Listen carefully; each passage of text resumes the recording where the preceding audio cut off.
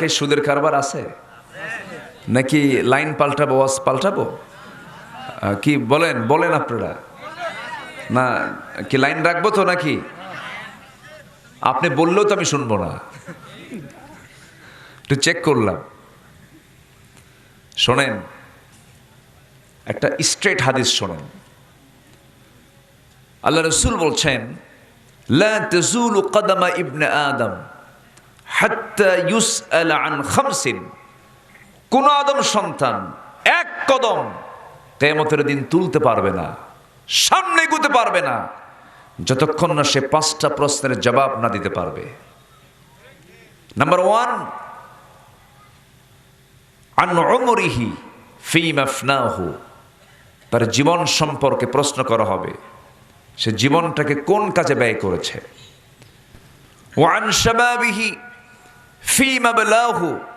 তার যৌবন সম্পর্কে প্রশ্ন করা হবে, তার যৌবন কালটা সে কোন কাজে ব্যয় করেছে।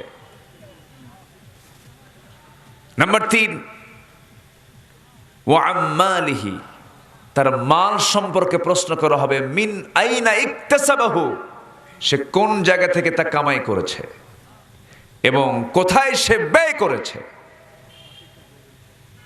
নাম্বার 5 হলো তার জ্ঞান সম্পর্কে প্রশ্ন করা হবে, সে যতটুকু জেনেছে তা কতটুকু মেনেছে, এলেম অনুযায়ী তার আমল কতটুকু। এই 5টা প্রশ্নের জবাব না দেওয়া পর্যন্ত আদম সন্তান সামনে একটা কদমও ফেলতে পারবে না। কে বলেছেন? আসতে বলবেন না, কে বলেছেন? আল্লাহ বলছেন। এই জন্য তাহাজ্জুদের আমল সারা জীবন আপনার অনেক জিকির আজকার করছেন, কিন্তু সুদ দিয়ে ভরা। বাপ হয়ে এক ছেলেকে 10 বিঘা জমি বেশি লিখে দিয়ে দুনিয়া থেকে বিদায় হয়, আছে না? আছে। ছোট ছেলে আমার, বড় ছেলে আমার 10 বিঘা জমি বেশি দিয়া এই যে বৈষম্য করে দুনিয়া থেকে বিদায় নিল, ওই বাপটা কি হালাল কাজ করলো না হারাম কাজ করলো? তাহলে ওর নাম কি হালালি না হারামি? যে হারাম খায়, যে হারাম কিছু করে, ওর নাম কি? আবার জোরে কন, আরো জোরে। হারামি। কই না তুই তো হারামি, কথা বলছেন নাই? হারামি। রাগ করতেছেন আপনারা? অনেক সন্তান কিন্তু মাহরুম হয়। এলাকায় মনে হয় না? হয়। জায়গা মতো ওষুধ দিতে হবে তো। অসুখ হলে কোথায় যাই আমরা? ডাক্তারের কাছে। আমার এই অসুখটা হয়েছে, তখন ডায়াগনস্টিক সেন্টারে পাঠায় দেয়, যেটা চেক আপ করেন এটা চেক আপ করেন। রোগ নির্ণয় না করলে তো হবে না। তো ডাক্তাররা করে হলো দেহের ট্রিটমেন্ট, আর আমাদের ট্রিটমেন্ট করতে হলো রুহের ট্রিটমেন্ট। তো সমাজের যে রোগগুলো আছে, এই রোগগুলো আমাদের ধরে দেওয়ার দায়িত্ব আছে না নাই? আসতে বলবেন না, আছে না নাই?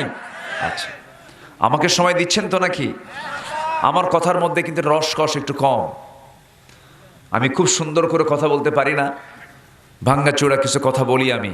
তবে আমার এই 25-26 বছরে অযাচিত, অপ্রয়োজনীয়, অপ্রাসঙ্গিক, অতিরঞ্জিত, অতিরিক্ত কোনো কথা আমি বলতে চাই না, বলি না। অজানাই যদি হয় সেটা ভিন্ন কথা। আমার আলোচনা তো অনেকেই শোনেন। আমি এক্সেস বাজে কোনো কথা আমার মুখ থেকে আমি বের করি না, কারণ এটা এমন একটা জায়গা যেখানে বসেছি আমি। এটা এমন একটা প্ল্যাটফর্ম, বসেছি আমরা ছোটখাটো কোনো কিতাব নিয়ে নয়। কি নিয়ে বসেছি আমরা? কোরআন নিয়ে। কিন্তু দুঃখজনক হলেও সত্য, কোরআনটাকে রঙ্গমঞ্চ বানিয়েছে কিছু লোকেরা, আছে না নাই? হাসির তামাশায় বানায় ফেলছে, ঠিক না? আমার নবীজি যখন বয়ান করতেন, কোন সাহাবী নড়াচড়া করতেন না। উপস্থিত যারা থাকতেন তারা ভাবতেন কোরআনকে সম্মান করে বসে থাকতে হবে। তারা নড়াচড়া তো দূরের কথা, একটা উড়ন্ত পাখি এসে মাথায় বসতো, টের পেত না একটা মানুষ না গাছ। আল্লাহু আকবার বলেন। আর আমাদের দেশে এখন ইদানিং লক্ষ্য করছি, শ্রোতাও যেমন বক্তাও তেমন। হুজুর একটু হাসান, আছে না নাই? কারে আজকে যা ওয়াজ দিয়ে গেল না, ওরে বাপরে বাপ, হানিফ সংকেত ফেল। দেখেন কার সঙ্গে মিলায় দিল, হারুন কিসিঞ্জার ফেল মিলায় দিল। না, এটা উচিত নয়। রাসূল যখন কথা বলতেন সাহাবা কেরামদের অন্তরটা কাঁপতো, চোখ থেকে দরদর করে পানি পড়তো। কোরআনের সৌন্দর্য আলাদা। আল্লাহ তুমি এই তাফসীর মাহফিলকে কবুল করো, জোরে বলি আল্লাহুম্মা আমিন। কোরআন শোনা আগে না ধৈর্য আগে? সবাই ধৈর্য নিয়ে শুনবেন তো? আমাদের শেষ কাজ কি হবে? মোনাজাত করে আমরা যাব, জোরে বলি ইনশাআল্লাহ।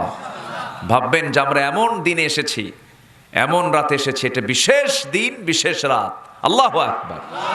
আমরা থাকবো, জোরে বলি ইনশাআল্লাহ। সম্মানিত ভাইয়েরা, একটু কান লাগাবেন। তাহলে ভাই যদি, বাবা যদি ছেলেকে একজনকে বেশি দেয় আর একজনকে কম দেয়, খবর আছে না নাই? আছে। কোরআনে সেই বিধান নাই?